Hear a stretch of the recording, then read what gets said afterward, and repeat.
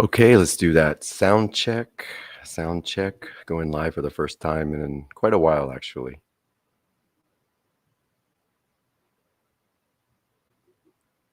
See if anybody actually shows up today.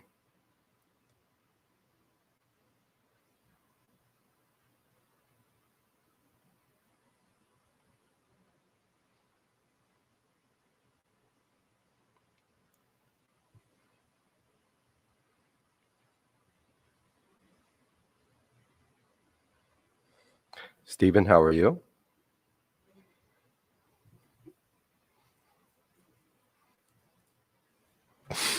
Yeah, just let me know what's on your mind.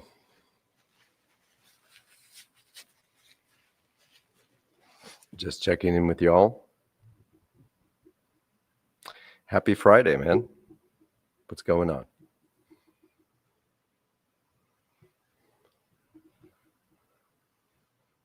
Drop some love in the chat as you join. Working through the equity course, so that's great.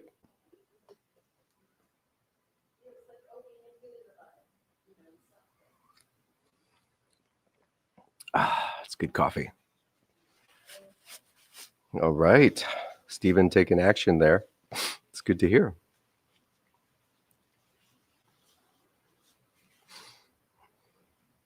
You're on a good path.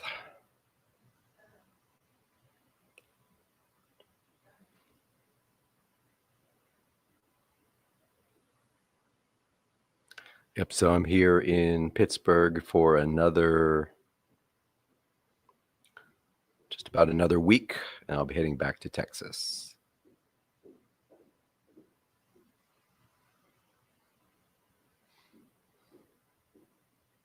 Mainly just testing this all out. I'm going to be going live with Kathleen on what date is going to be? On Sunday the 30th. So that's coming up. Just kind of testing everything out today.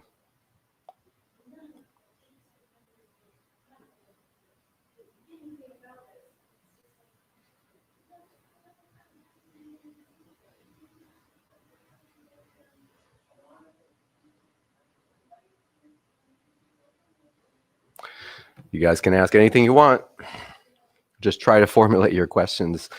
I try to formulate your questions in a way that's well articulated so I can actually answer them. Sometimes people ask questions I don't really know what they're asking.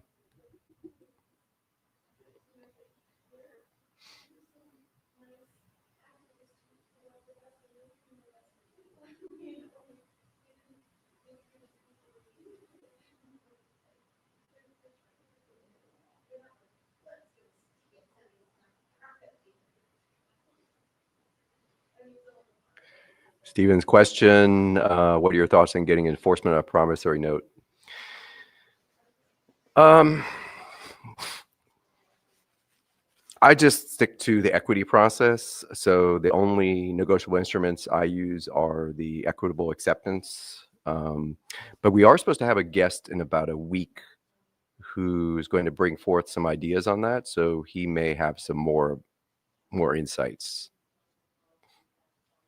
But I just stick to the equity process. I'm not trying to create promissory notes or bills of exchange at this point.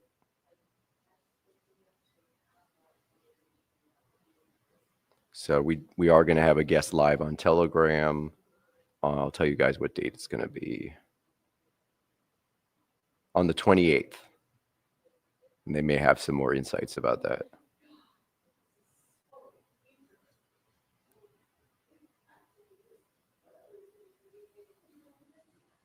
Yep, just trying to keep it simple.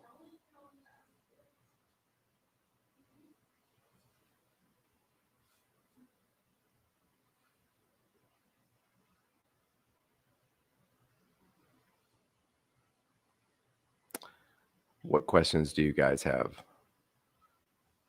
about our curriculum, about what we're focused on? Or you can even ask me about my thoughts or beliefs on anything.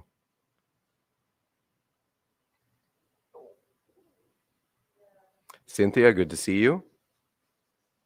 Good to have you here.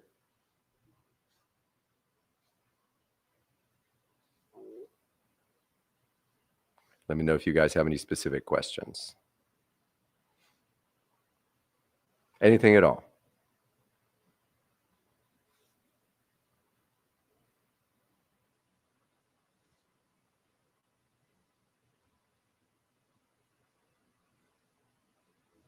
Let me know what's on your mind.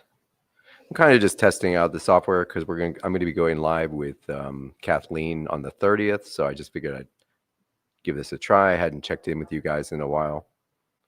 Hadn't gone live for a long time. Steven's asking about the notice of liability. No, I haven't. I try to, my practice now is just to ask equitable questions whenever I'm in a situation. Just getting into that practice. I was thinking of asking some questions when I go through TSA again on next Thursday, just to see how that goes. I think the real power is in asking the questions face to face before we ever get to the paperwork. But I think you could take a similar approach with these documents. I mean, you could do a notice of liability, or you could do a notice of inquiry as well. Be interesting to see if people have considered that approach. It also depends on what specific issue you're facing.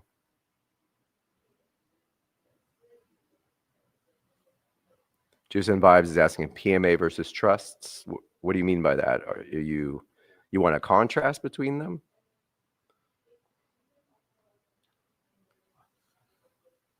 I mean, they're obviously different. A private member agreement is more when you want to serve clients privately. And so they would become a member, and that brings the commerce completely into the private. So a trust is more for asset protection. So they're not mutually exclusive. You could have trusts and PMAs in your ecosystem. It's not really one versus the other.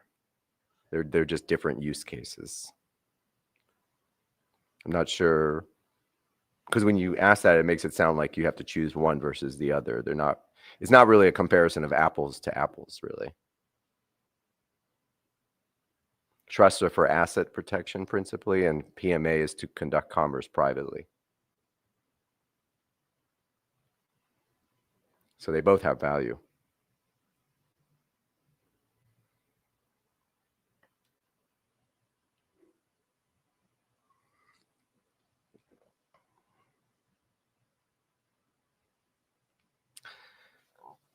I'm very focused on a lot on the trusts side. So we operate in trust with the Freedom Studio. I'm in the process of setting up my family trusts. I haven't done a private member agreement yet, though. Not that I wouldn't, but I haven't done one yet.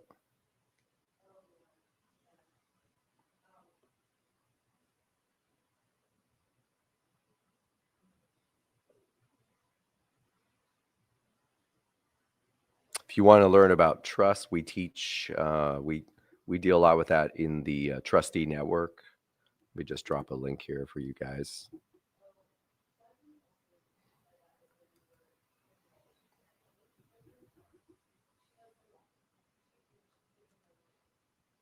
So if you guys want to learn anything you want to learn, you can just go to the freedom.studio. That's really everything that we offer. So you can find out about how to join one of our networks, like the trustee network, if you want to start learning about that. And we also touch on PMAs to some extent.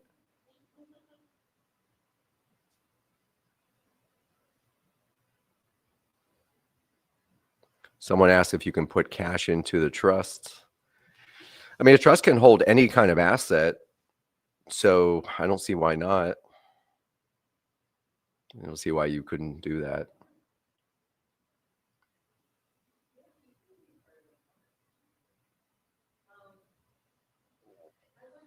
Can a PME use a trust to serve as a public interface? Well, what do you mean by public interface? A trust is, again, for asset protection. So I'm not really sure what you're asking. Might want to jump into the trustee network, start your education there if you haven't already. But trusts are mainly for asset protection.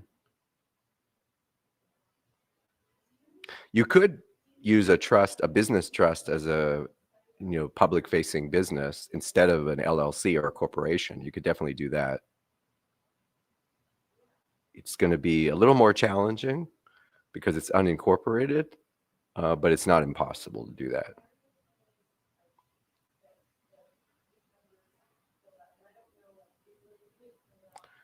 Steven's looking for work in financial planning.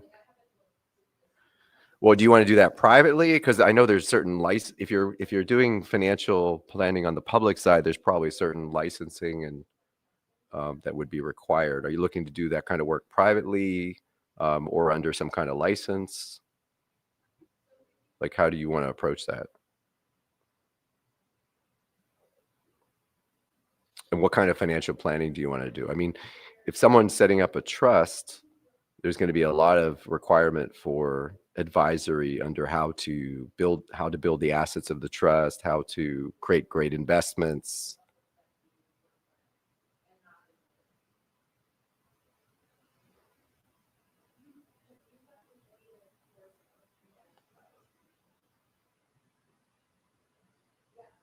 FP&A is data analysis. Okay, got it.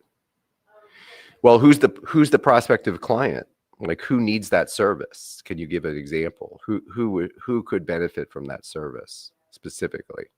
And there's probably different use cases. Just depends on what the use case is.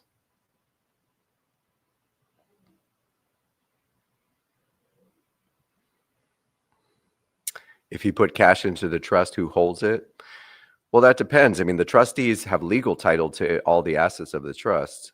They have an undivided interest. So if it's cash, it probably would be in a safe, I would imagine. And one of the trustees would basically have access to the safe, but any of the trustees could access it, right?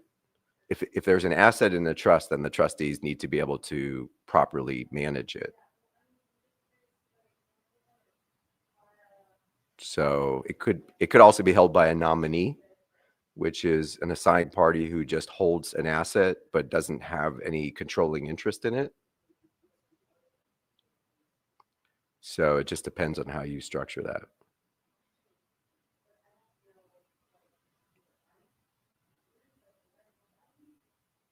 Okay.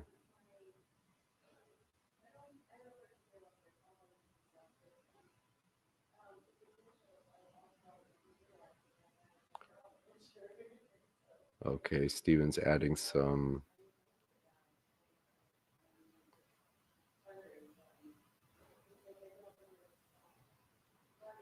Mike says, I've been learning about trust and conditional acceptance for 5 years now, and that's how long it'll take you. I don't agree with that.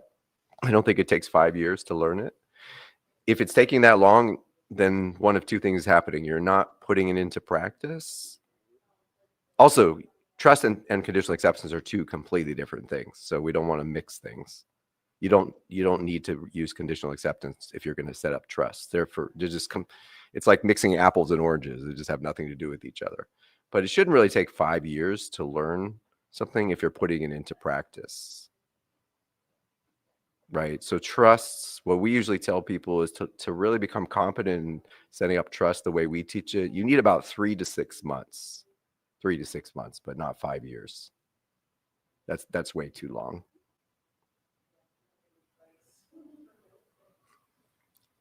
But then again, this education has been lacking. So maybe 5 years ago, it was less accessible in calendar time. So that might be why it's harder to find this information. It's almost like you just can't find it. But I wouldn't want to discourage someone by saying it's going to take you 5 years to learn trust. It's not going to take 5 years, right? Maybe a year, maybe if you're slow.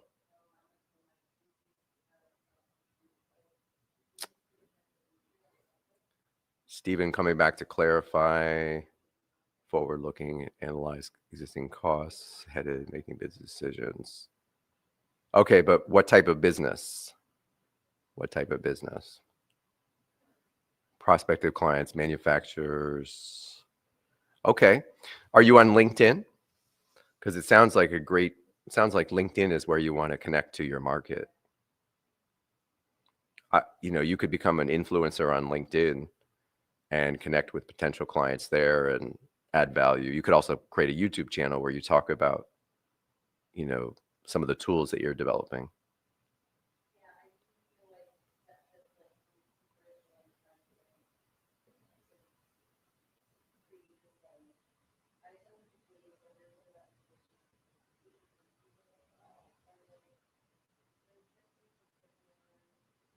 Awesome. Yeah, LinkedIn is great.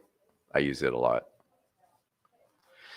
Yeah, I'm not sure. I mean, I don't have, I can understand kind of conceptually what you're talking about, but I haven't worked with that market. So I don't really have other insights into that.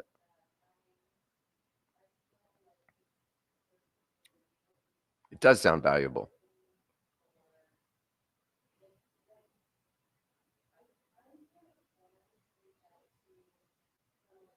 Yep.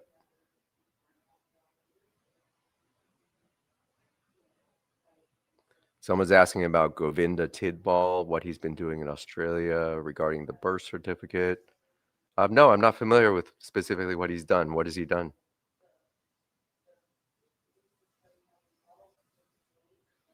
What is he doing exactly?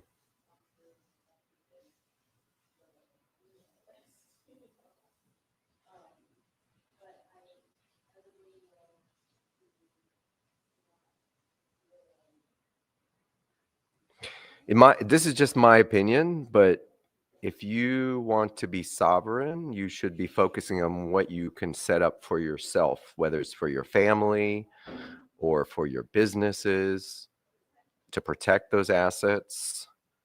And you should really focus on that sphere that you have more control over, because that's where your primary remedy is, protecting the assets, the value that you're creating.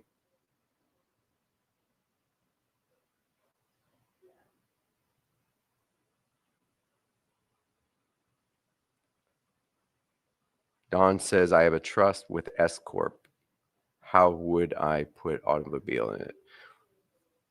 Did you mean WOULD? Are you just trying to be cheeky with me?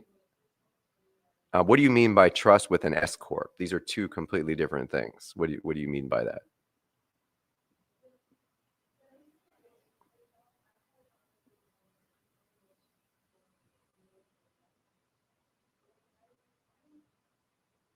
So I'm not really sure what you mean. Try to articulate your questions more, because it's hard for me to answer when you guys write these very fragmented questions. I'm not really going to comment much on this Govinda, what he's doing, because I'm not super familiar with that. And I think, honestly, like I said, when we're working with people, we want to invite them to do their self-study, to learn how to operate with trust, to learn how to use these different tools so that you can manage the things that are in your own immediate sphere of influence, and not worry so much about what's going on in the larger theater until you get your own stuff in order. So not that those things don't have value, but most people don't even have their own house in order. So it in my mind, it's just a distraction, because no one's coming to save you. There is neither Govinda nor anyone else is coming to save you. You're here to save yourself. You're here to improve your own life. You're here to protect the value that you create. So I'd much rather you focus on the things that you can do, like learning how to protect what you have in trust and operate privately.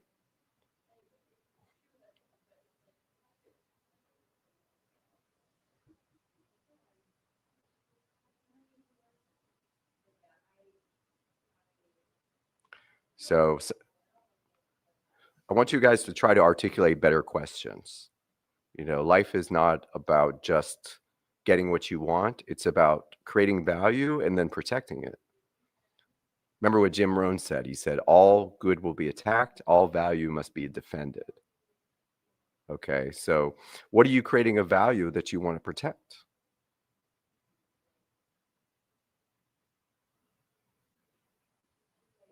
what value are you creating that you want to protect?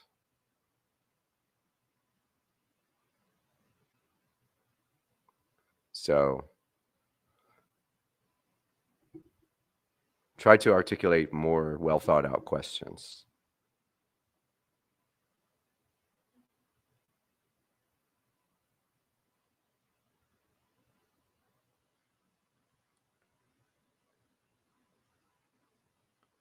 Acceptance.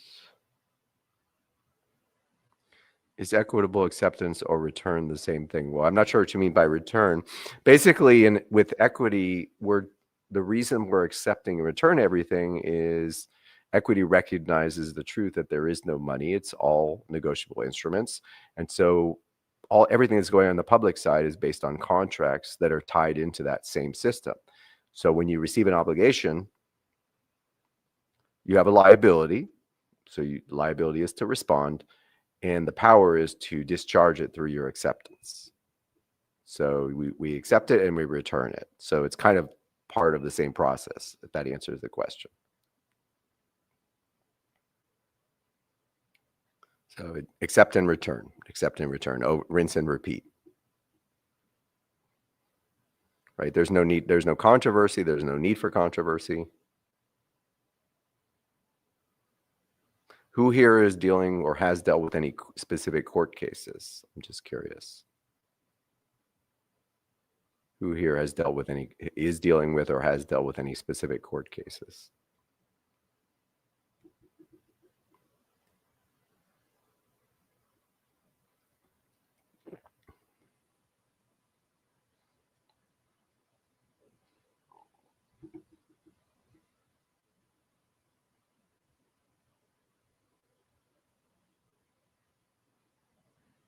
Mike, are you an attorney at law? Just a fair question because you have Esquire or it looks like you have Esquire in your name. So I'm just curious. I'm not giving you a hard time, but I'm just wondering, are you an attorney? We used to be called conditional acceptance because that was how we got started. What kind of law do you practice?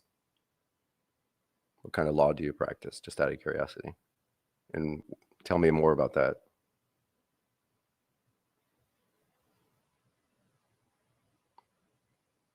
But yeah, we used to be called conditional acceptance a long time ago. I mean, long is a relative term. It was just over a year ago.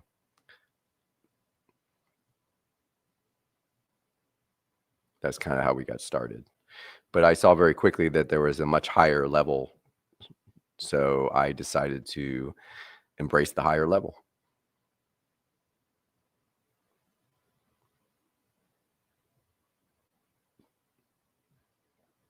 Not that you would never ever use conditional acceptance as a concept, but it's just for purposes of debt discharge, it's just not the most effective approach.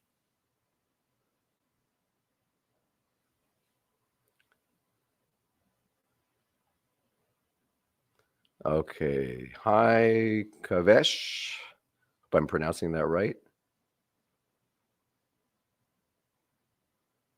Welcome. What questions do you have? Hit me up with your best questions. I'm waiting to hear some juicy stuff here. Who's dealing with actual court cases or has recently dealt with a court case? As a defendant, I would say. That's what I'm most interested in.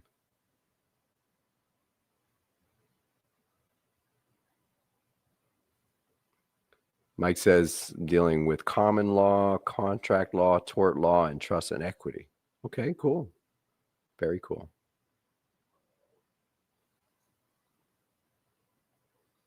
No court cases. I was actually in court observing one of our clients. Fascinating. When you get into the court, they really do follow us. They really do follow a script. I mean, let me clarify that. They don't. It's not word for word, but when you start to bring equity to the court, the things that the judge will tend to say are very predictable. I can tell you that from firsthand experience. Firsthand experience.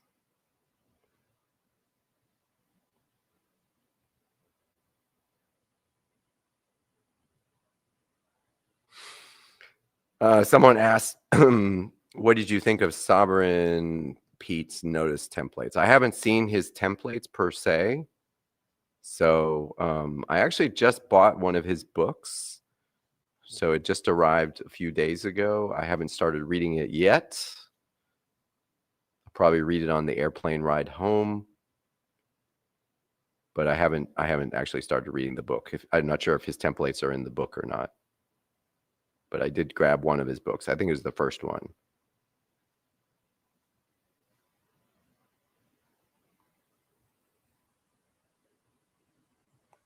Mike says, I love the channel, bro. Well, thank you. I appreciate that. I appreciate that a lot. It means a lot to me.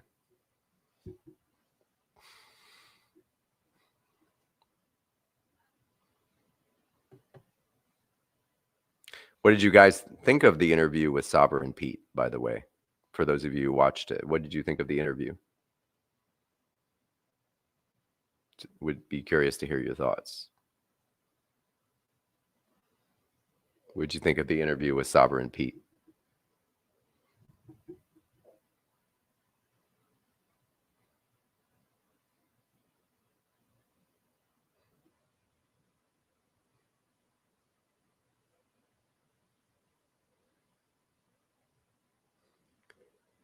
So Juice and Vibes is sharing a little bit. They have a private member agreement and they run an education business out of it.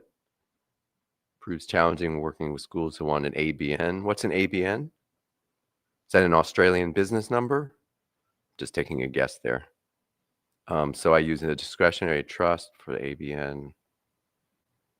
Yeah, so when you have a private member agreement, okay, I recently went to a nurse practitioner.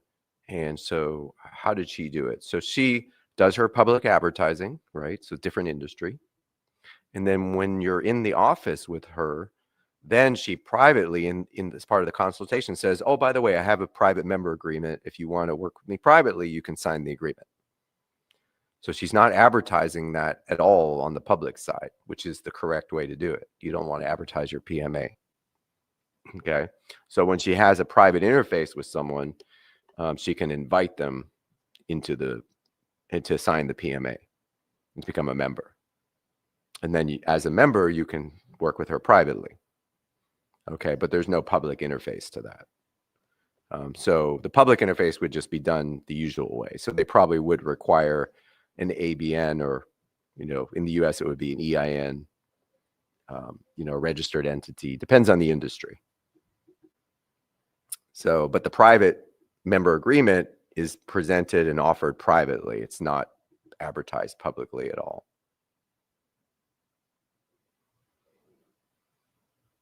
Let me know if that makes sense. Thanks for your time. I appreciate the show. Yeah, I appreciate you, and I'm glad you're getting value.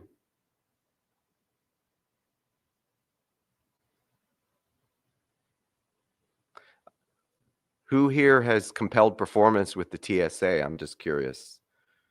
Or asked equitable questions for the TSA. I'm just curious if anybody's done that, what your experience has been.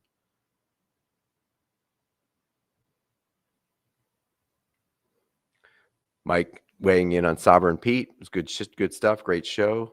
10,000%. Well, that's awesome.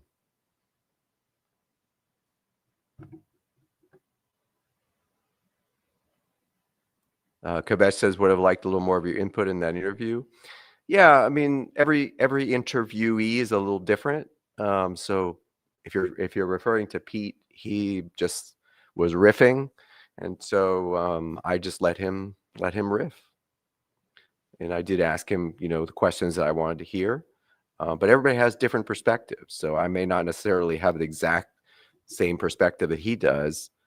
But I think he's coming from the right place, so I would rather just let him express that. Right. But yeah, I mean, probably could ask different questions. I don't do a lot of interviewing. It's not my main thing, as you guys probably figured out. We don't really do podcasts.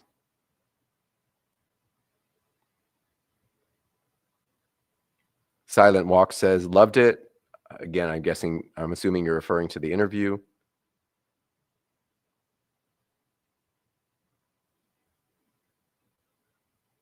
Mike is in the UK, so he's seen a lot of Sovereign Pete. Cool. That's great.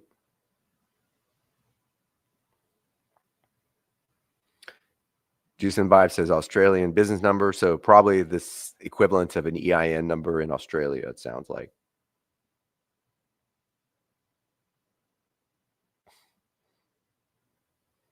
What other questions do you guys have? Who would you want me to interview? Maybe you guys want to propose someone that I have on the show.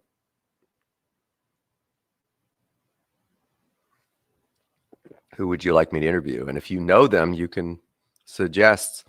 That's how we got Cal on the channel. Someone knew him or was connected to him and reached out to him and said, hey, you might want to get on the Freedom Studio. So that's kind of how we made that happen. I think for Sovereign Pete, I think we just reached out to him directly. We do a little bit of outreach.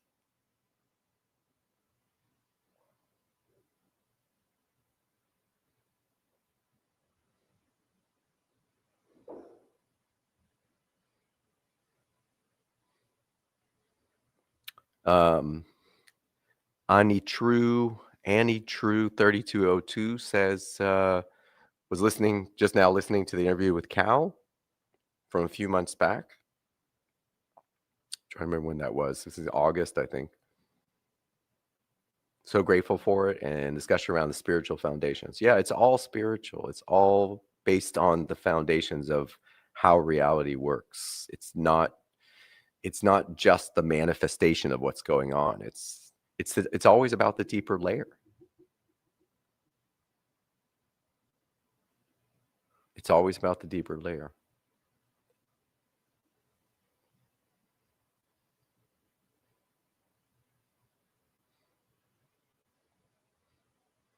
Allegedly Dave. Okay, I don't know who that is. I've never even heard that name. And Annie True 3202 says, my name is Corina. Well, that's cool. Just change your username to Corina. I think you can do that. I know you can change your username on YouTube at least once. Just set it to Corina. Or don't do that if you don't want to. Just a suggestion.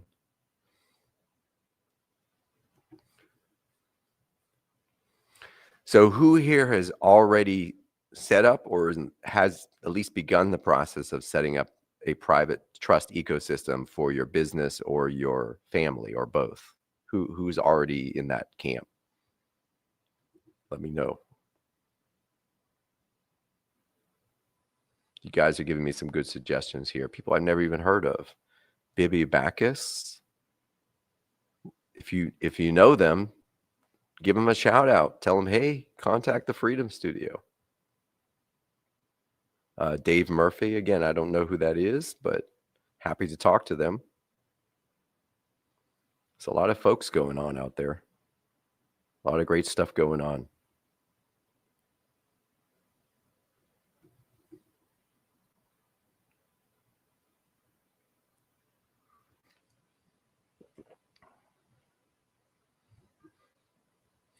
And, you guys can suggest people that aren't even, dealing with administrative remedy. They maybe just be coming at this from a completely different angle. You know who I'd love to get on the channel?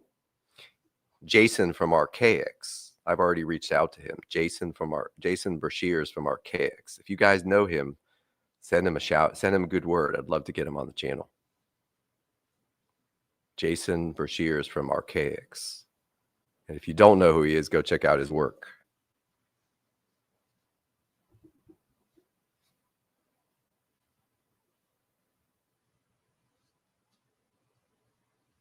Would love to have him on the channel for a discussion.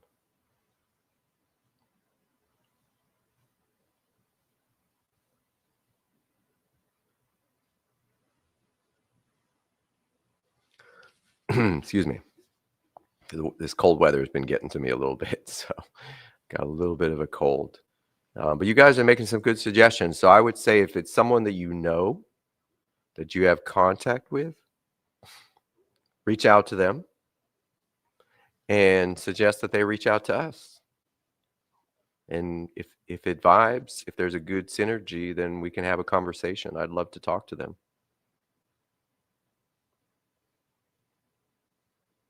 We'd love to continue to expand the scope. Nothing wrong with that.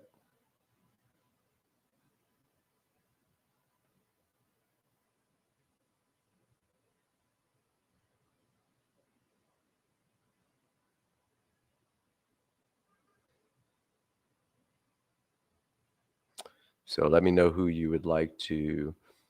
So what I'm most interested for you guys, so since you aren't asking a lot of questions, my main question to you is, where are you in your personal or private process to set up trusts, to protect your assets, to start moving your commercial activities to the private, to stop doing everything under your, person, under the person, the straw man.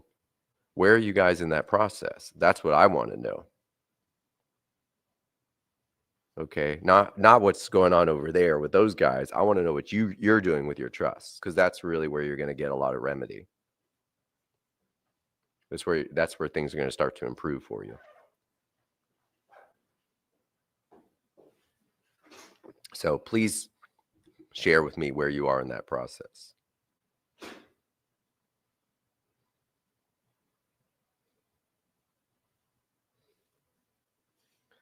But as far as these suggestions, yeah, I mean, reach out if you have contact with someone, because if you don't, like we do some outreach, but sometimes that just gets lost in the mail, so to speak. So if you have direct contact with someone, you can facilitate that conversation.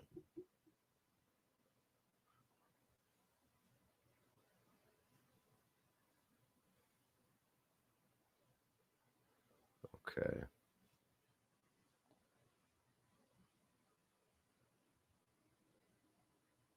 Silent Walk says trust in progress, learning as well. Does that mean you're setting up your trusts? Is that what you mean?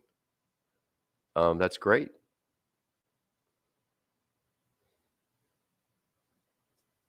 We have a group called the Trustee Network.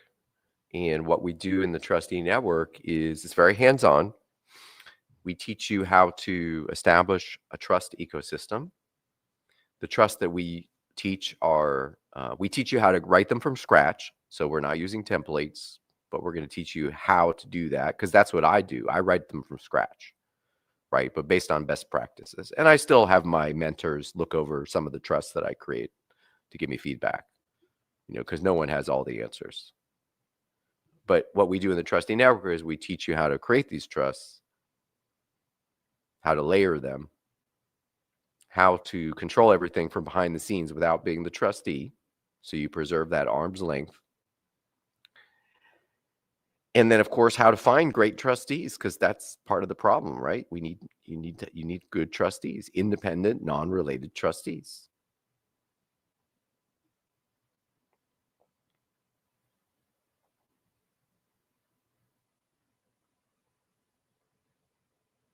You do need a bulletproof trust handwritten. I'm not sure about that. I mean, if you want to handwrite it, that's fine. But I don't think it needs to be handwritten. I know some people are sticklers about that. I just think it needs to be well written. See, the important thing about a trust is it is the contract of how the trust is supposed to operate. And obviously, if you want it to operate for many years, decades, to outlast you, it has to be very well written. But it doesn't necessarily have to be handwritten. So keep that in mind. And the trusts that we teach are established in equity, not in common law. I mean, equity is built on top of common law, so you still have that, but it's specifically in equity.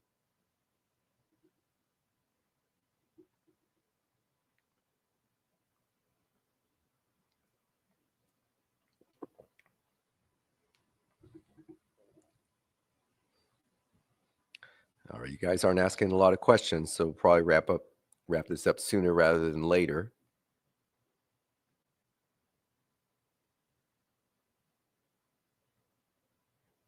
been fun to connect with y'all.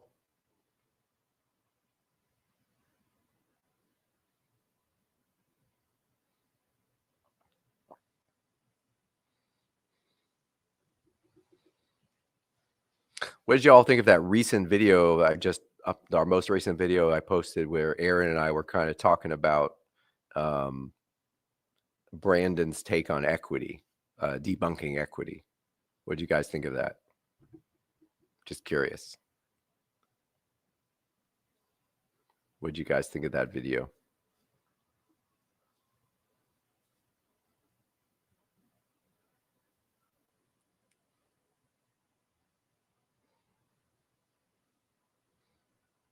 Just curious what you guys think about that.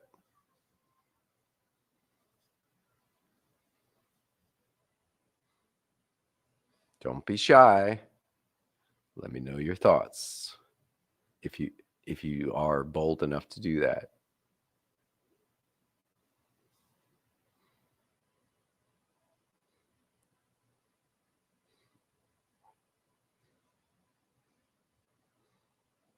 What did you guys think of that most recent video that we published? Which of our videos is your favorite and why? Which has kind of made the most impact?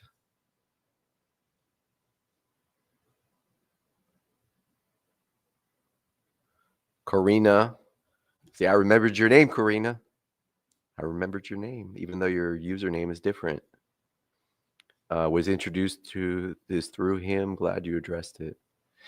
Yeah, actually, he was, I said that in the video. He was the guy that introduced me to a lot of this stuff. So you got to give credit where credit is due. But he has apparently gone all in, or at least apparently it seems like has gone all in on litigation. And I don't embrace that approach. Not that we would never, I'm not saying you would never ever litigate, but I just don't see that as being, the approach that most people would want to take.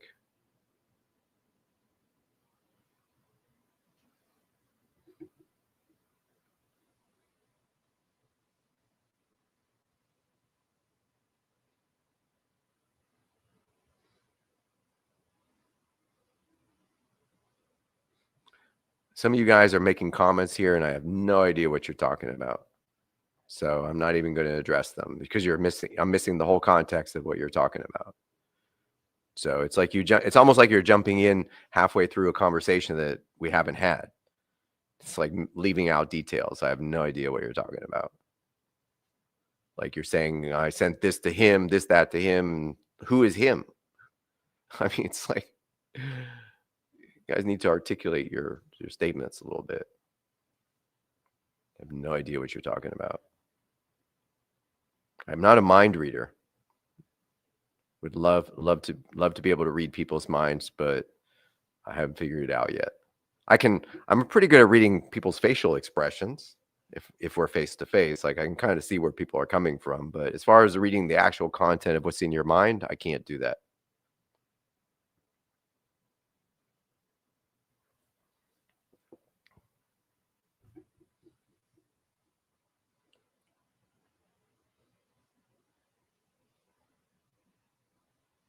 Yep.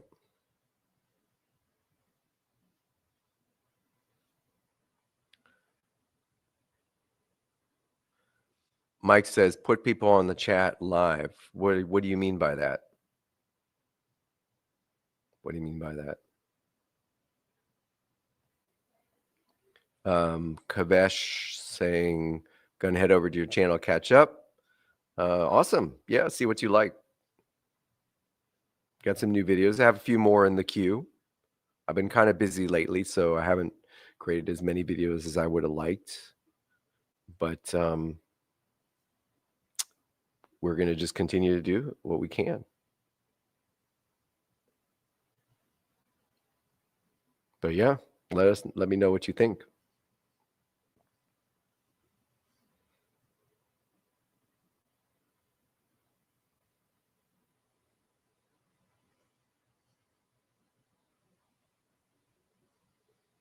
But we're going to continue.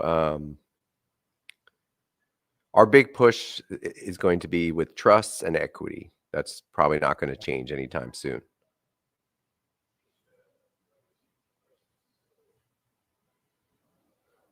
Okay, now I see what you're saying. So actually invite people here on the stream. Yeah, we probably would do that. I think we did that once before. Um, it would have to be based on a specific topic. I don't want people jumping on here just randomly, but if we had, like, if we were to set it up with a specific topic, like, let's say talk about your experience in the court, for example, or talk about your experience with trusts, then yeah, we would do that as long as it's based on a specific context. But I don't want people just randomly coming on.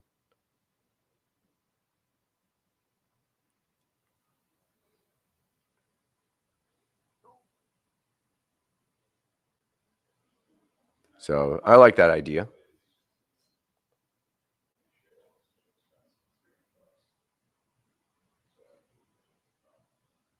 Um, the fourth wise man, new subscriber, weighing in here, had a question about the box law. Well, go ahead and ask your question. What are you holding back for? Ask your question. Just articulate it. You don't need my permission to ask a question. Just ask your question.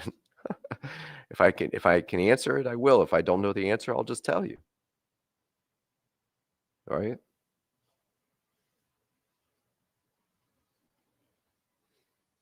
So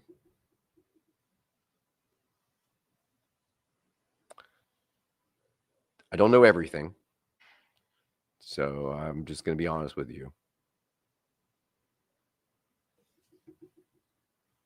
So some people are asking about the box law, and I don't really know what you're asking about because I don't really deal with that. So I'm just being honest with you. Like, I don't address that. I don't worry. I'm not too worried about that. I mean, for example, when we create our notices in equity, we go out of our way to not use certain terms and not use things like zip codes if we can for ourselves in order to not contract. And we don't, reference UCC codes specifically, things like that.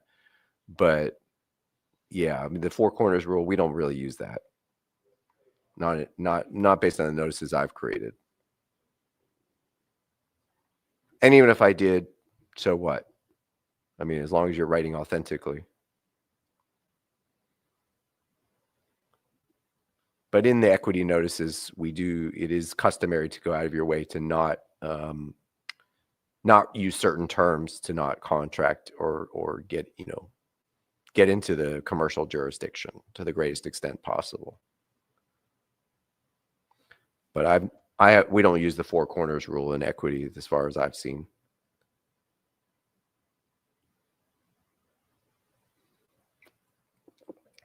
Just don't use those terms. Don't use incriminating terms. Don't refer to yourself as a taxpayer. Don't use zip codes for yourself. If you refer to a case number, just call it a reference number instead of a case or a cause. I mean, these are the kind of things that you can do.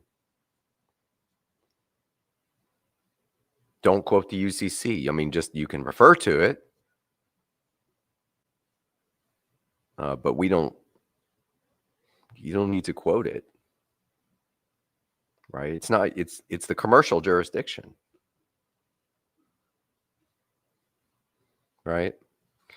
Well, Mike says if you box off a word, it's under the contract, right? But in equity, we're not trying to create contracts. It's not like conditional acceptance where you're trying to, force a contract. You're just asking questions. You're just inquiring, or you're giving notice of something. So it's not a contract.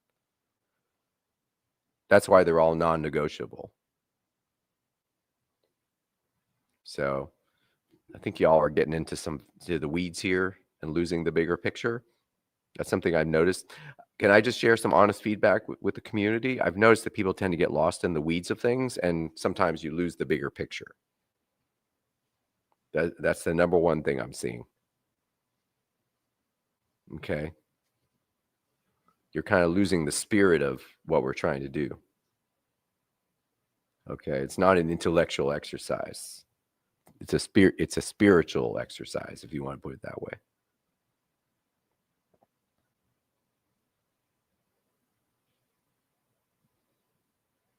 So y'all are getting into the weeds there, and that's not going to be very helpful. Again, could be, it's like solving a puzzle.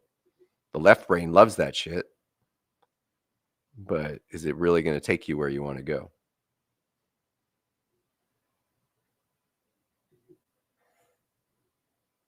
So, yeah, Mike, I was telling the fella, yeah, I noticed that people come into my chat and they're like trying to educate.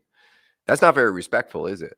I mean, you can do whatever you want, but we're here to have a conversation. So it's really not very respectful for you to go off and start trying to educate people in the chat live stream that I'm conducting here instead of asking questions. Just think about it. What would you think if I came into your live stream and started educating people? Tell them do this, do that, the other. Is that respectful? Would you like that? You may not do live streams, so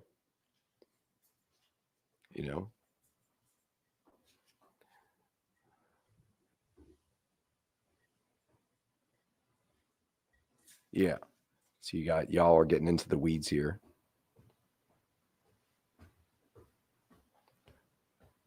Mike says bye. Well, bye to you, man. No sweat off my nose. Yeah, just be respectful. It's very simple.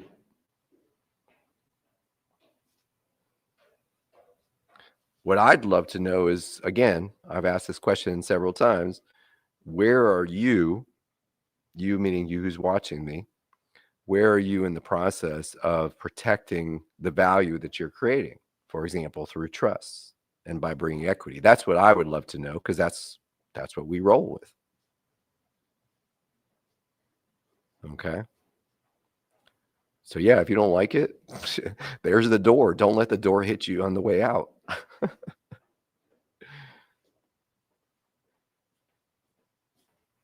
It's not for everyone.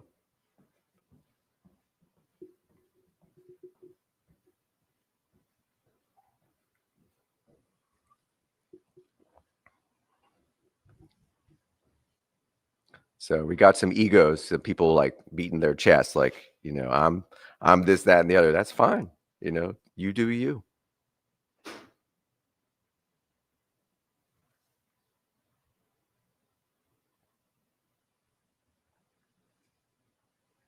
You do you.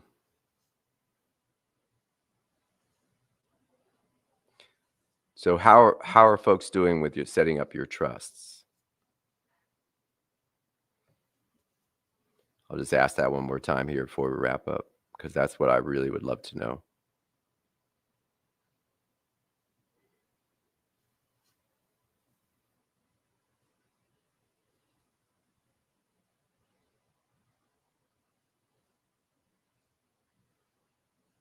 Where are y'all with your trust set up?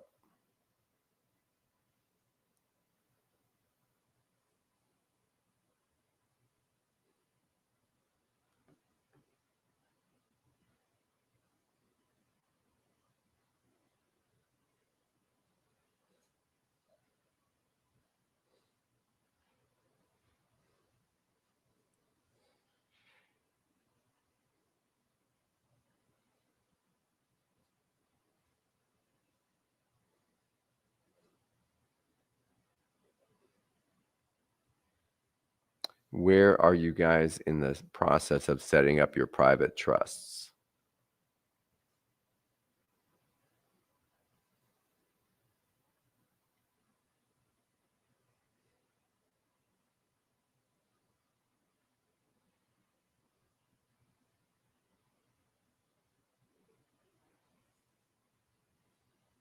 I got 22 people here watching, and I'm hearing crickets. What is going on with you guys?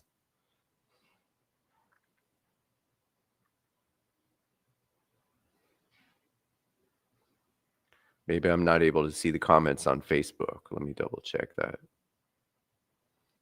That could be what's going on, because it looks like all the comments are coming from YouTube.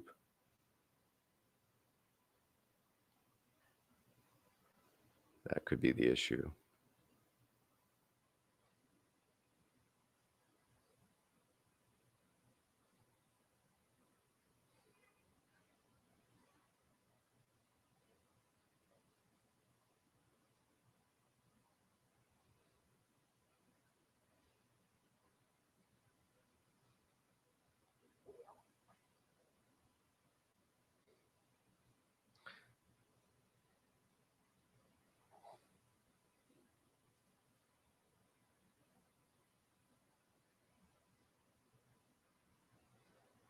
All right, see some new questions coming in here. Let me see if I can weigh in on this. Give me a second.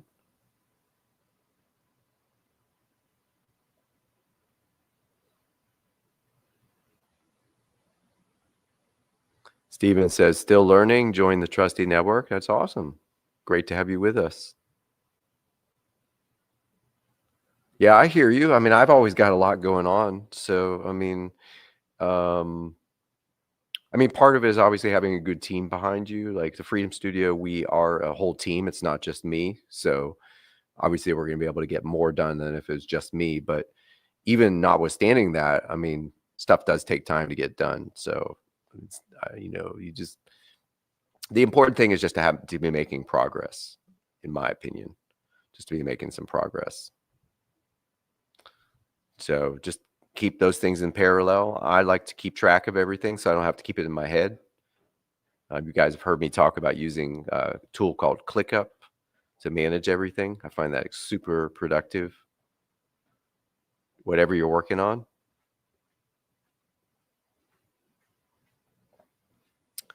TV Goldsmith says, do you think it's best to have a judge, excuse me, make their ruling based on the terms of the contract? I would need you to ask the question in context to a specific issue. What is the issue? Are you the defendant? What's the matter? What's the subject matter? It's too theoretical. What is the specific case that you're dealing with? What are you trying to accomplish?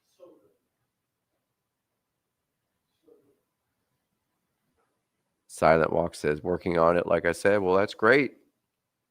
Let me know how we can help. Let me know how we can help you.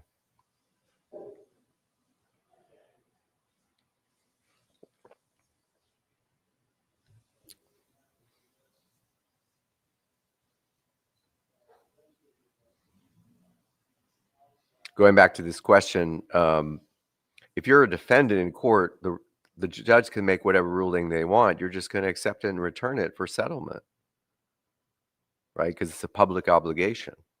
If you haven't done anything wrong, objectively wrong, it's just accounting.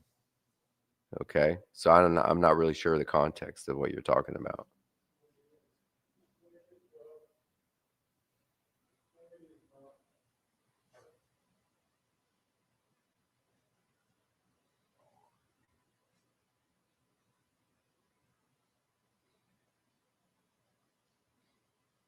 So try to bring it into a specific context so I can address it, or at least attempt to.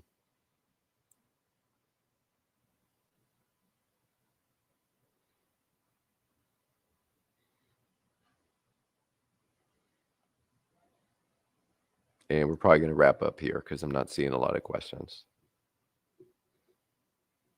Someone's asking about the workshops. Yeah, the next one is going to be on Sunday. If you're talking about the free workshop we do, the long format, it's going to be on Sunday, December 7th, starting at 11 a.m. Eastern. It's going to go for, we're probably going to be there for at least 5 or 6 hours.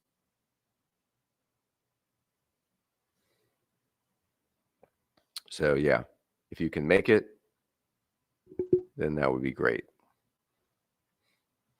That's called The Way of the Sovereign. It's kind of like the compendium, the compilation of everything I've learned, best practices, the most valuable knowledge that I've learned in one workshop to the best of my ability, because you can only teach so much in one workshop.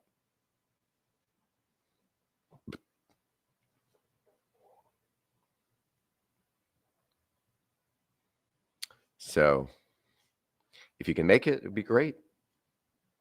We usually have a small group of people, like maybe 30 people show up, but people usually stay with us the whole way, so smaller groups, but everybody's tight for the whole time because, we drop a lot of value.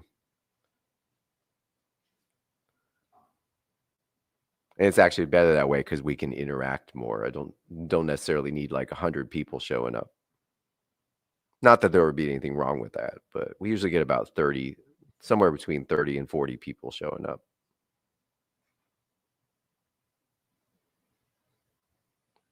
All right, so I'll probably wrap up. Not seeing a lot of questions. It's great to see you guys, and hope to see you all very soon, either at the workshop or at one of the upcoming events or in our member communities. So again, I'll just share the link for everything that we offer. It's easy to remember. It's just the freedom.studio. Let me just share that real quick.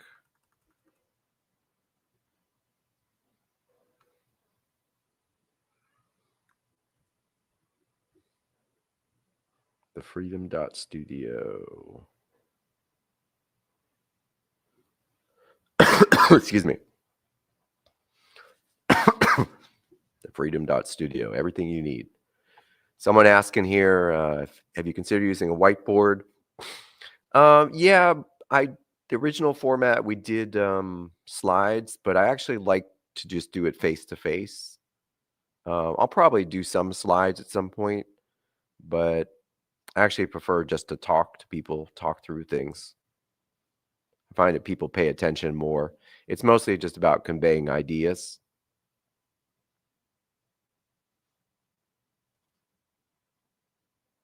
So it's great to see y'all. I'm going to wrap that up for now. And hopefully next time you'll have some more questions for me. Okay? Everybody keep being great.